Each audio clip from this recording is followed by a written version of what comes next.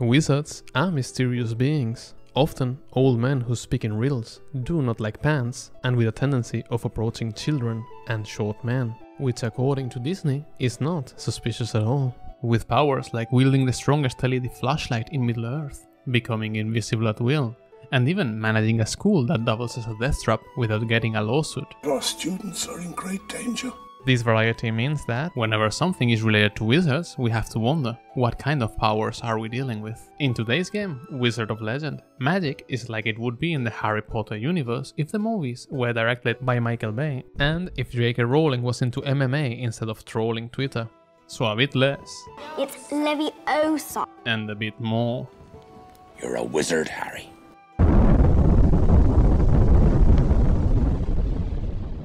Welcome, this is the first episode of The Couch, where we are going to talk about games that you can play with your mates or family on the same room, on one device, and with something to eat, which is probably the best way. Today's game is Wizard of Legend, a cross between a magic brawler and a roguelike that feels straight out of the 90s, and seems to be designed to ruin those of you that have a hard time making choices, as you can unlock more than 200 magics and 300 relics. Let me also warn you about the dangers of this game, and tell you the story of how it destroyed my relationship.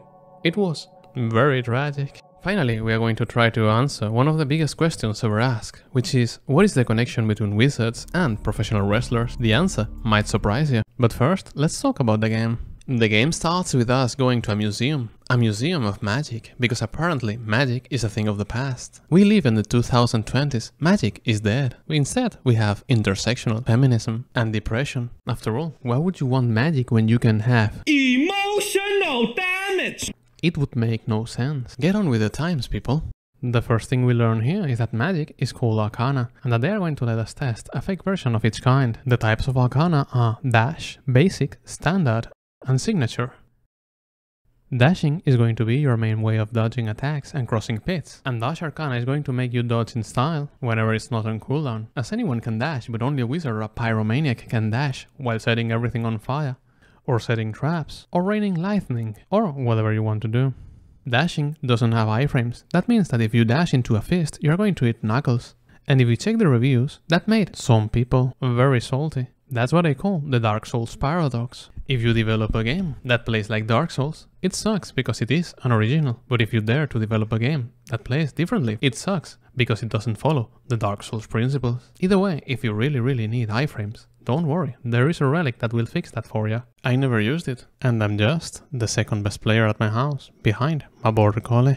So you don't really need it. After Dash, we have Basic Arcana, fast attacks without a cooldown that can combo if you keep the button pressed. Think about them as magic punches. You can make them into your main source of damage, or use them to control enemies. Then we have Standard Arcana, stronger magics with a cooldown, and the only type of Arcana of which you can have more than one equipped at the same time. These go from pure damage to a big variety of effects that you can apply on your enemies or even on yourself. Finally, we have Signature Arcana, which work as Standard Arcana until we fill the signature bar, and then they will become an overcharged version of themselves. This bar fills through constant, uninterrupted violence.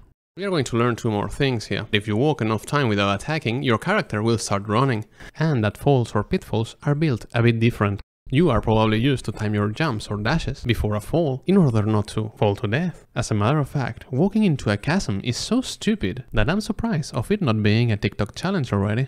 But it is different in Wizard of Legend. This game wants you to walk to the border and then keep walking, because walking cannot make you fall. But if you time your dash before getting to the border, chances are you are going down. This goes against all my years of gaming memory, so I've been trying to time dashes before getting to the border, and fell once, and again, and again, and again, and again. I probably fell more than 100 times. I felt really stupid till I got used to it. And this was not a me thing. Others had the same problem. Otherwise, the controls are rather responsive and easy to master. I played with a controller, but you can go keyboard and mouse. It will let you aim better, but with great power comes great carpal tunnel syndrome. But don't let me stop you, it is your wrist. You have two of those after all, and being able to use your hands is completely overrated. With this, we already know all the mechanics there are to know, and we keep going through the museum, where they will let us go through a little arena to test our skills. In the arena, they will also give us a relic, but I'll talk about those in a minute.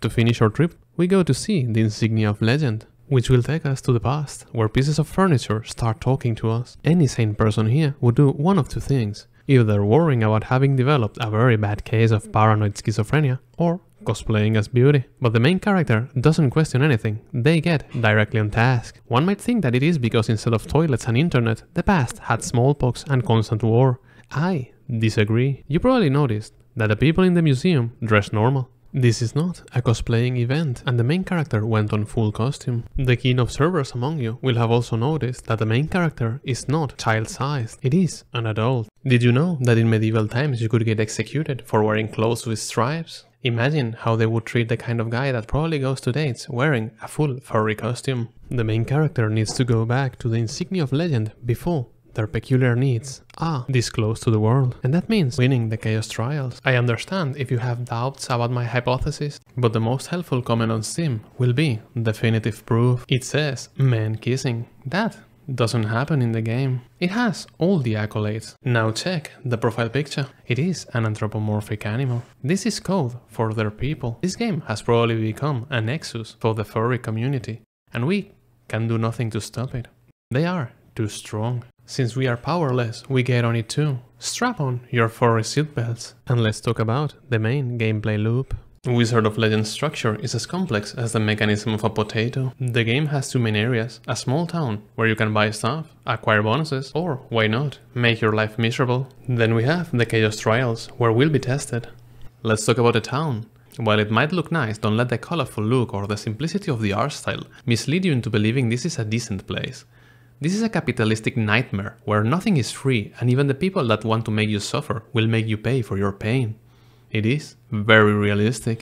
The talking furniture will be your storage system. They will also let you save builds, change the music or replay the tutorial. Then you have the merchants who will sell you relics, arcana and outfits. Everything here is rather cheap, so you won't have to grind a lot if you want to buy stuff. If you don't like what's on display or want something in specific, you can reset the inventories of the Arcana and the Relic Merchant by going inside of your house and back out. That way you won't have to wait till the next run. Either way, if you believe that you are getting a good deal, just check the reaction of the Relic Merchant whenever you buy something from him.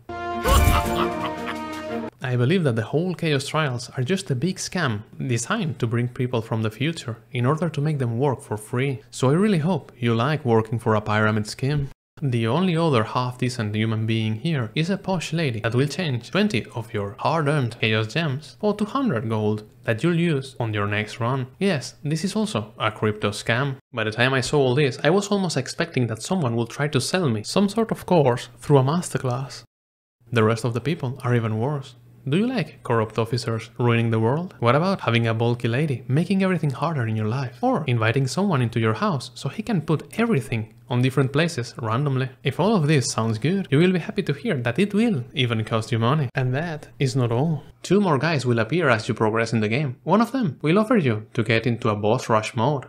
The other is for those of you that hate yourselves, thus having double the number of enemies, who will explode in your face whenever you kill them, plus every hit being a guaranteed one-hit kill, and having meteors falling all around you. Sound good to you? Well, then he's your guy, although I'll advise you to invest your money in professional help. Maybe a therapist or a dominatrix, whatever floats your boat. The only thing that's free here are the dummies to test your builds on, which is usually nice. And you might even think that's a good deal, as you're going to do it a lot. Think twice, especially if you're going to play with someone who has trouble making decisions. Spoilers, you are not going to play. You are only going to watch them test build after build after build. And if that happens to you, I would advise you to find better friends. Like a parakeet or a turtle. Maybe they are not going to be good players, but they are not going to ruin your experience either. Human interaction is a thing of the past after all. Nowadays we just hate each other through tiny little boxes with screens. Now let's talk about the other part of the game, the Chaos Trials. As enlightened beings, wizards see us and our conflicts as barbaric and uncivilized. Their way of dealing with problems is much more advanced and classy. Think about it, would you punch an enemy like a brute if you could punch him with lightning? So you'll understand that the Chaos Trials can be nothing but a massive brawl. Very civilized. The structure of the trials is simple. You must beat 3 bosses, chosen randomly between the fire, earth, water, air, electric or wind boss. Every boss is preceded by 2 stages that will follow their theme, with enemies of the same element. There is also a ramp up in difficulty. The first set is going to take you easy, the second will be normal, and the third will go for your throat. That means faster and stronger enemies with more attacks, and that includes the boss. This makes sense because we started trials with only one unimproved arcana of each type and one relic of your choosing, and we'll be getting more arcana or improving the ones we have, and up to 12 relics as we progress. So as you get strong, the world gets nastier, unless you pay the very muscular lady that will make everything nasty from the start. If you manage to beat the 3 bosses, you will enter the final stage, which consists of several arenas, a couple shops, and the final boss, Master Shura, who will use all the elements against you and chaos magic. He is known for his terrorist acts against the player, like obliterating your ass by stun-locking you into a combo. The moment you only needed one more hit to kill him. You are going to hate this guy. At least if you beat him, you're going to get one of his Chaos Arcana. And beating him for the first time is just the beginning, as you will need several Chaos Arcana to make him take you seriously. The stages are short and sweet, small randomized labyrinths that you can traverse very fast, and of course they are full of monsters and traps. Enemies here are very polite, which means that you are going to get assaulted after each corner. If you live in any major city, you're going to feel straight at home. They will drop gold and gems. Gold is the currency you're going to use in the shops you find here, as in every stage you're guaranteed to find the relic merchant and the arcana merchant, who will sell you relics and arcana that will last only for this run. Also, you're going to find a random encounter that goes from a masochistic piñata that wants to feel pain to being swindled by a banker, getting quote-unquote medicine from a not at all suspicious laboratory, buying cursed relics, getting your clothes sewn into your skin, and many more. The other thing you are guaranteed to find on every stage is a mini-boss, who will open the portal to the next stage or to the next boss. Bosses will wait us in their arena. Their first attack is always a dad joke, after which they'll start throwing massive elemental magic at our face. I recommend avoiding it till they get tired, which is when they'll give you a brief moment to complain about the lack of manners. If you manage to beat them, they will give you a free arcana that will be unlocked from now on and will let you continue. If you manage to beat Shura, you'll get your Chaos Arcana, become the Wizard of Legend and go back to the future, where you'll check your phone, see the latest news and trending topics, and decide that the past wasn't that bad. The choice between social media and the Inquisition is easy to make, so you go back. Going through the whole Chaos Trials takes me less than an hour, and I explore every last corner. I'm very thorough. A fast player won't have an issue beating it in less than half an hour. Speedrunners are doing it in under 6 minutes. Getting good enough to get through it took me 7 hours though. It is not an easy game. It requires reflexes, patience, and masochism. Being a wizard means that if this was boxing, your damage dealing would be that of a heavyweight, but your ability to take hits would be equivalent to a ring girl if she was 85 and had severe osteoporosis. Not only that, healing is not very common. You'll get some random heal drops, a bit of healing before the bosses, and the chance to buy a healing potion from the relic merchant. But that potion has less of an effect every time you buy it on a run. Do I have to tell you what kind of substances make you feel better, but lose effect every time you take them? There's something out there. It's after kids everywhere. It entices them, confuses them, and can even kill them. That's right. Illegal drugs are everywhere.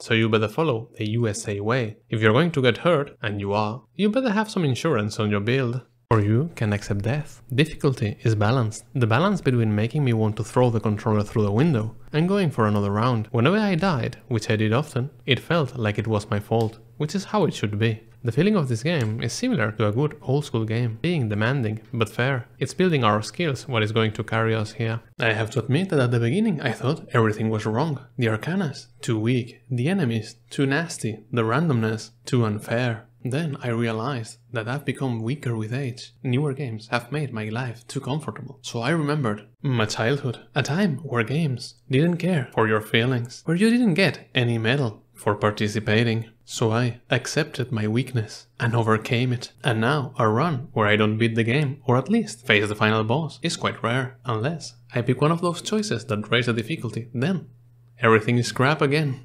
Graphics are colorful and dynamic, while simplistic. My first reaction was a meh, but once the screen gets filled with magic effects, it's easy to see that more intricate designs would only make things even more chaotic. Characters and backgrounds are the canvas where you're going to paint with your arcana, which is where most of the effort was put on. The music of this game is rather odd. Not the main OST.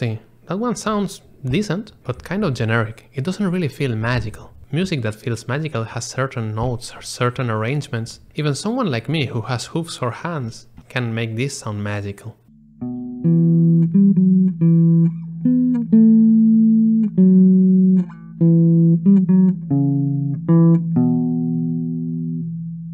on the other hand, the soundtrack sounds like this.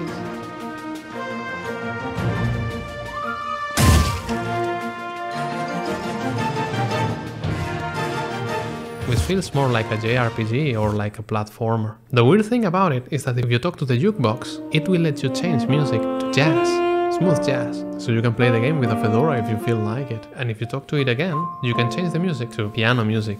This is completely unnecessary. This brings nothing new to the game, and I appreciate it. It's in this kind of small extras where you can see that the guys who made it cared.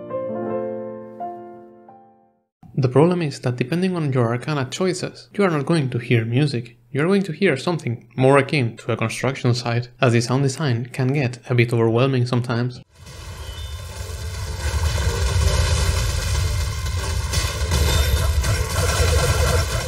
I think it's time to talk about the queen of this game, arcanas, relics and outfits. There are over 200 arcanas, and they didn't make cheap color swaps or clones. Even in the few ones that are similar, you'll find differences that might make you love one and hate the other. Choice is the name of the game, and everything is rather cheap, so you won't be grinding to get new ones.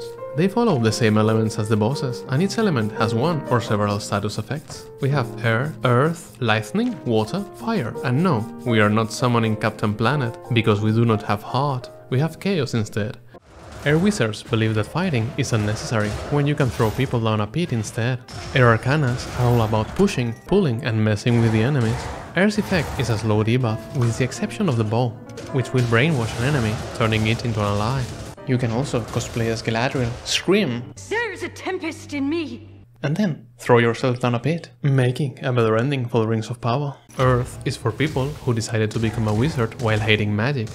So instead, you'll throw rocks, axes and hammers, like an uncivilized animal. You'll also play with plants, because whipping people is kinky, especially if you can poison and entangle your enemies. You can even play chess if you wish to. Earth is weird. Lightning was mastered by Sadist wizards, and that makes it my favorite. Why hit someone one time when you can hit them 345 times while you've stun-locked them in position? It's fast, it has lasting area attacks, and you can be a terrible person with it. If you like critical damage, this is your element. Water is, well, water. You can drink it. You can water your enemies to see if they grow into beautiful flowers. You might as well drop a truck of ice on top of them in order to freeze them. Water is all about blocking your enemies. You can even summon a massive shark. And who doesn't like sharks? Aren't they cute swimming machines of destruction?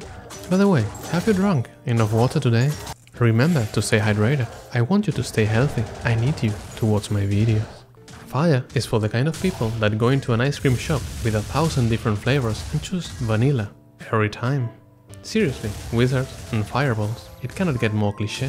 Fire is all about damage and area attacks. Its effect is giving damage over time through burning, as fire wizards are scientifically proven to carry way more STDs than any other type of wizard. These 5 elements follow a rock, paper, scissors pattern, being strong against one, weak against another, and especially weak against themselves. You don't use more fire to put down a fire after all. Well, you can still do it here, as the bonus or penalty only gets up to a 20%. Then there is chaos, which doesn't give a damn about the rest, so it has no strengths nor weaknesses. It is the weird kid at school, different and aloof, the kind of kid you want to be nice to, just in case he decides to show his gun collection to the class. But you can only get Chaos Arcanas by beating the last boss, so good luck. Relics, I'm not going to talk much about relics, there are 313, and you don't want to be here all day. Let's just say that they cause all kinds of passive effects, from raising your stats to changing your gameplay completely. If there's something about this game that annoys you, you can probably change it through a relic. You have 12 relic slots. This doesn't mean that you can only have 12 on you at the same time, as some of them will occupy the same slot. Like sprites, if you find more than one, they'll stack into the sprite bouquet, and even if you find all of them, they will only take one slot. Others will combine, merging and improving their effects, while letting you cosplay even in the past. For example, you can combine the vampire's glasses and the vampire's fangs into the sanguine attire, which will let you look like an Alucard from AliExpress. Keep in mind that you can only pick one starting relic, so picking one that can stack or combine is advised, as it almost guarantees that we'll find their counterparts. Finally, you have outfits, which you buy from the last guy you'd want to take fashion advice from. Most of them are just stat improvements that will help your builds. A few of them also have effects perks like healing at the expense of less total HP. Luckily, these are simple and there are only 17 of them. So, do you want to go full melee, throwing axes in pure rejection of what magic is all about? Do you want to cosplay as a rainbow unicorn running like a madman while you drop self-homing arcanas, traps and turrets? Do you want to brainwash your enemies into killing each other while you take a nap? Do you believe that dancing cacti should be the ultimate weapon? You can do all this, mix whatever you want, be your weird self. Let's keep in mind that this game was developed by Contingent 99, well known for making... Wizard of Legend. They are a group of 2 guys that made all this variety, when the game is even decent if you only play with the starting relics and the starting arcana. So I appreciate the crazy effort they must have put into it, especially on a time where huge companies only put the minimum required effort. To finish all this, let's talk about how this game fares in multiplayer mode, where I'm going to tell you the story about my betrayal. I played this game with my missus, so I told her to pick the pink outfit, not because pink is a girly color. My shaving machine is pink. My shower gel is pink grapefruit. My other dog's collar is pink and says extreme. He is manly as hell, so I'm proof that pink is a very manly color. I told her to pick it because it is the healing outfit and she plays like a lady, so she needs extra healing. Lots of extra healing. Now, you can call me a misogynistic, patriarchal, cisgender baboon if you need to. I helped her make a build where she could focus on dodging while she learned the ropes, so auto-targeting arcana it was. We picked relics that would increase her health and provided regeneration. My skills were focused on controlling and moving enemies so I could cover for her. I helped her revive countless times. If your teammate dies, they become a ghost that can emote and move. Enemies will start dropping their balls, and once the ghost picks enough, they will revive. So I carried her like one carries a precious, delicate jewel. Then we got to the second boss, and after beating it, we discovered there can be only one Wizard of Legend. So we had to fight. I had created a monster. She bit me mercilessly and started laughing like an evil maniac. Luckily, not only the winner of the duel, but both players continued the run. Not so lucky was that she kept laughing till we were defeated by the next boss, where she said to me, "I don't need to play anymore. I've already beaten you," and went away, leaving me there, defeated, broken and lonely. I took it like a man. I'm not petty, but if for a completely unrelated reason any of you knows of a good cheap divorce lawyer, please hit me up. Suffice to say, multiplayer is rather fun. If you cooperate and play fair, it makes the game quite easier, as you get way more resources than when you play alone. And you should play fair, as you are stuck together. There is no split screen here, and the other player has you at punching distance, since this is local multiplayer, unless you use Steam Remote or something like that. But you can certainly be greedy, as you share the same gold pool. The choice is yours, the consequences can be beautiful. So, do I recommend Wizard of Legend? If you are looking for a game to play with a mate, you like a challenge, and you enjoy old school games, give it a go. Get it on a sale, it will only be €5 or $5, way cheaper than the pizza that you should be eating together. I would not recommend this game if you are the kind of person that thinks that all games should have an easy mode. It's not that hard, but I can see many people getting frustrated by it, and I'm not going to tell you to get good. To each their own. If you are thinking about getting the game to play solo, I would tell you to check other games first, like Hades. It's one of the best in the genre for solo players. Otherwise, you're not going to go wrong if you pick this one too. Maybe pick both. You probably deserve it. Or not. I don't know. I don't know you. Please, send me a postcard. Or leave me a comment. Tell me about you. I'll be your own personal grumbler. Well, this is getting weird, so let's end it by answering the question: what do have wizards and professional wrestlers in common? The answer is simple. I'm going to send them after you unless you subscribe. Well, that and steroids. Thank you for watching, and I wish you a great whatever time you're at. See you around.